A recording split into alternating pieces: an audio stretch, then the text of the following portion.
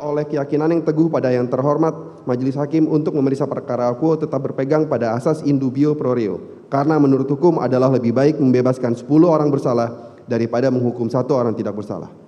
Mohon perhatian yang terhormat Majelis Hakim yang memeriksa perkara akuo bahwa menindaklanjuti analisa fakta di atas, penasihat hukum bermaksud untuk menganalisa pembuktian yuridis terhadap perkara akuo sehubungan dengan surat dakwaan akuo dan surat tuntutan akuo penuntut umum sebagai berikut.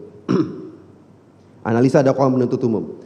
Dakwaan pertama primer saudara penuntut umum tidak terbukti secara sah dan meyakinkan bahwa dengan segala kerendahan hati dan semata-mata hanya didasarkan pada fakta persidangan, kami selaku penasihat hukum dengan tegas menyatakan bahwa dakwaan pertama primer saudara penuntut umum tidak terbukti secara sah dan meyakinkan.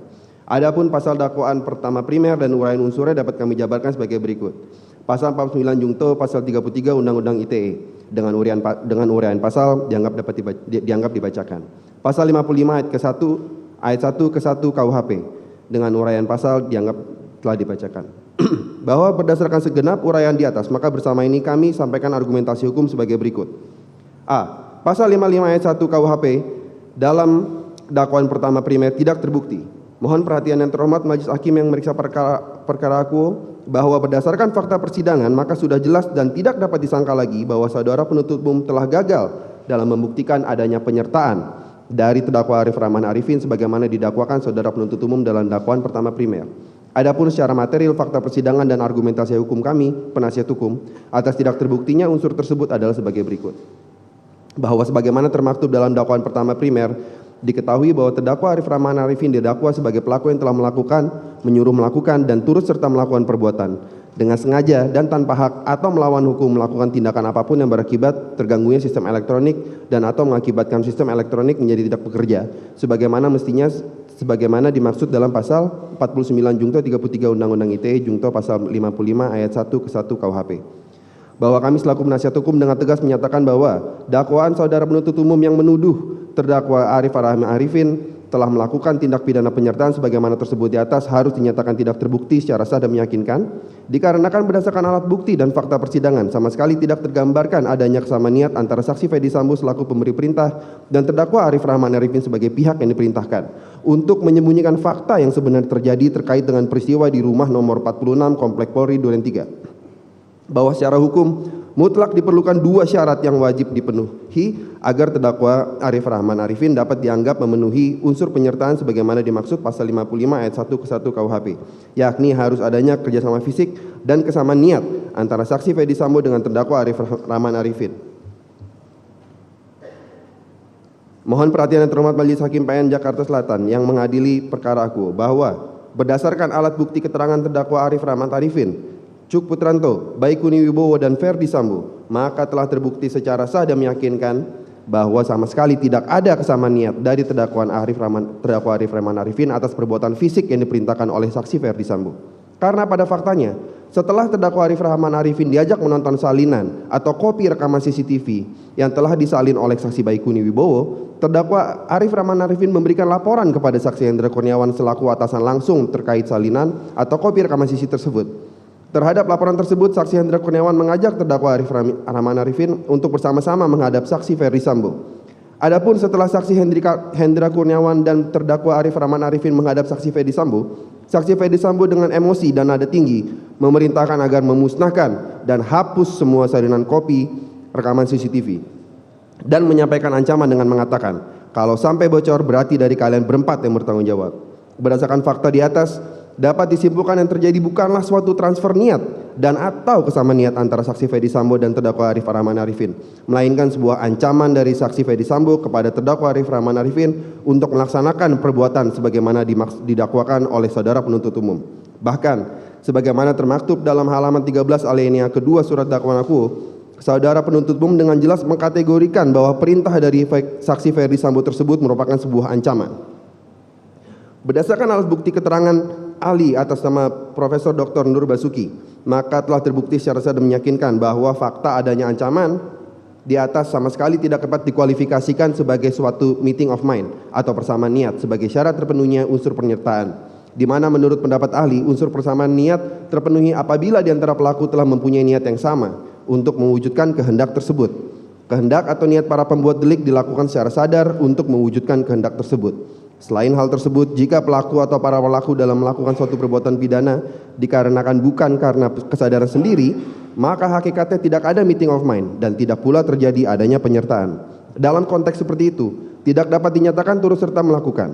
Lebih pada si pembuat delik melakukan perbuatan karena perintah jabatan atau overmah atau ancaman. Dalam penyertaan, di samping di antara pelaku harus ada meeting of mind-nya, harus juga ada kehendak dan pengetahuan, willen and wetten, yang sama di antara para pelaku. Mohon perhatian yang terhormat majelis hakim yang mengadili perkara aku. Berdasarkan alat bukti keterangan saksi Fedy Sambo, alat bukti keterangan saksi Cuk Putranto, alat bukti keterangan saksi Baikuni Wibowo, dan alat bukti keterangan terdakwa Arif Rahman Arifin, maka telah terbukti secara sah dan meyakinkan bahwa Arif Rahman Arifin merupakan pihak yang dikondisikan dengan rangkaian kebohongan oleh saksi Fedy Sambo, di mana dalam persidangan saksi Fedy Sambo mengakui tidak pernah memberitahukan kejadian sebenarnya terkait pembunuhan almarhum Brigadir Joshua.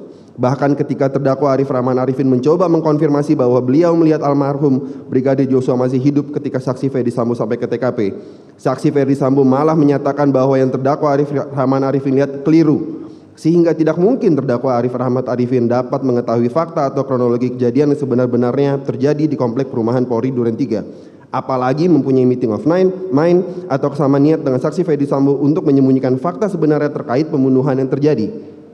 Sehingga dengan ini kami mohon izin kepada majelis hakim untuk melihat kembali posisi terdakwa Arif Rahman Arifin dengan jernih dan penuh rasa keadilan.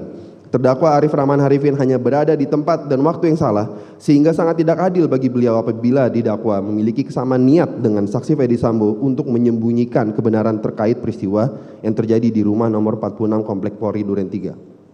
Bahwa dengan telah terbukti tidak ada pengetahuan dari terdakwa Arif Rahman Arifin terkait kejadian sebenarnya di rumah nomor 46 Komplek Polri Duren 3 sebagaimana dijabarkan di atas, maka telah terbukti bahwa dalam diri terdakwa Arif Rahman Arifin tidak terdapat kesamaan niat dan pernyataan untuk melakukan tindak pidana, karena tidak ada pengetahuan dari terdakwa Arif Rahman Arifin bahwa yang diperintahkan oleh saksi Fedy Sambo merupakan tindak pidana. Berdasarkan alat bukti keterangan ahli Prof. Dr. Nur Basuki yang menyatakan apabila ternyata si pemberi perintah tidak menyampaikan maksud dan tujuan dari perbuatan tersebut, maka di antara si pemberi perintah dan si penerima perintah tidak dapat dinyatakan sebagai damning.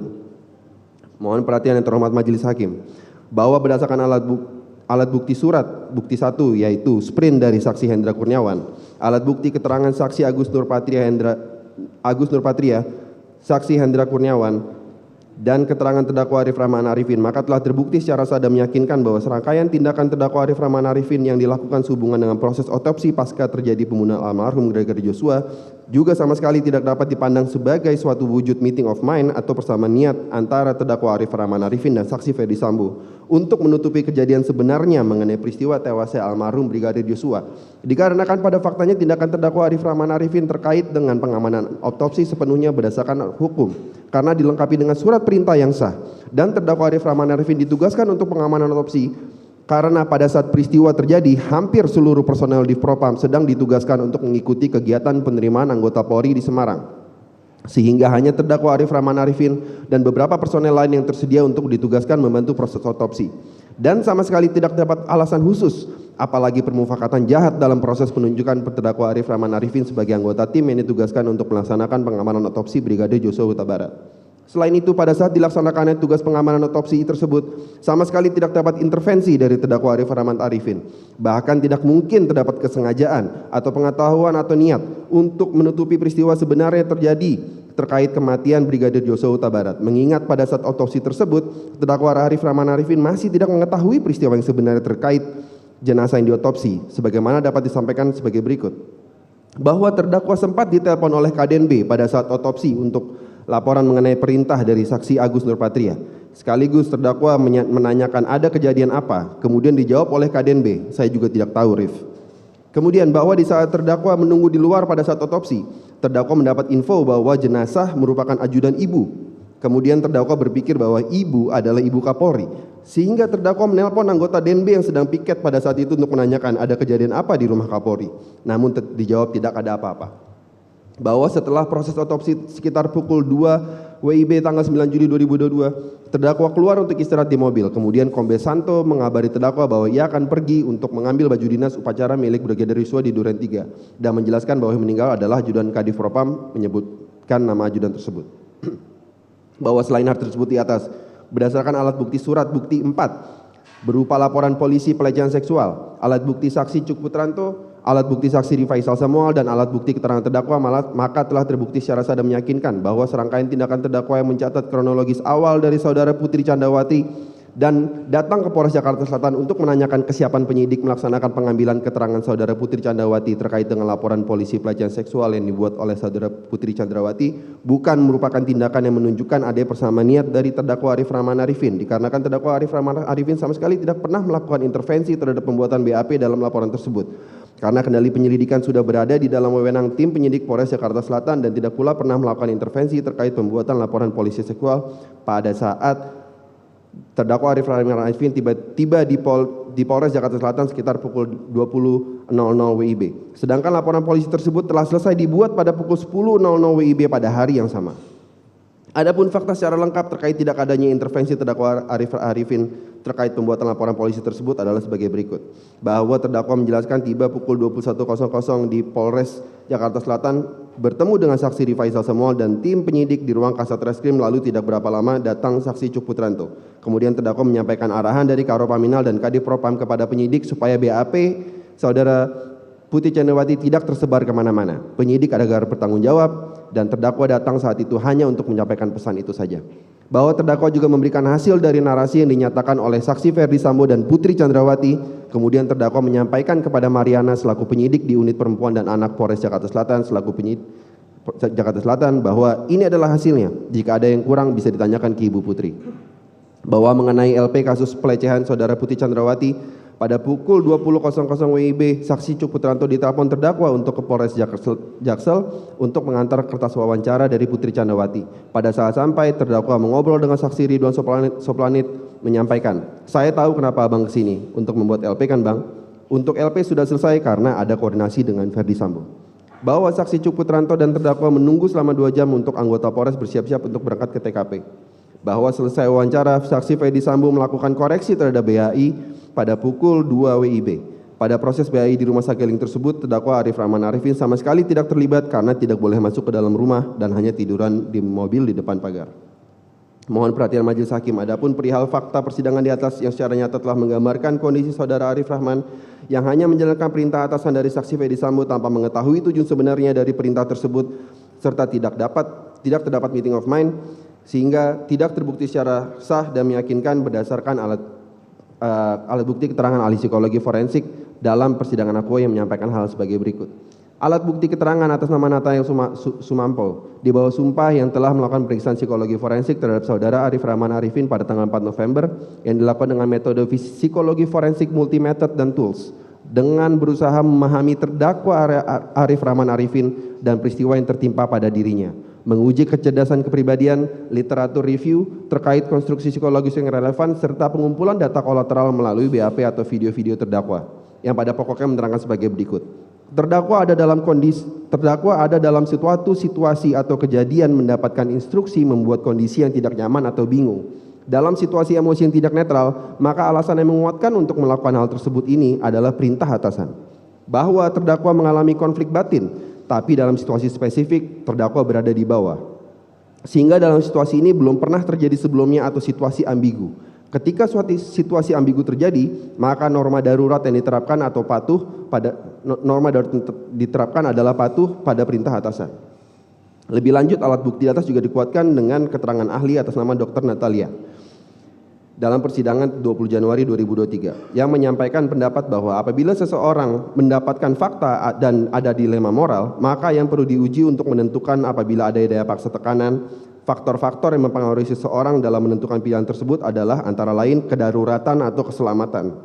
Selain itu, faktor budaya sangatlah penting. Bahkan apabila orang yang memiliki etika yang baik, apabila ia ditempatkan pada lingkungan yang tidak baik, maka ia akan mengambil tindakan yang paling minim risiko bisa terjadi karena adanya paksaan.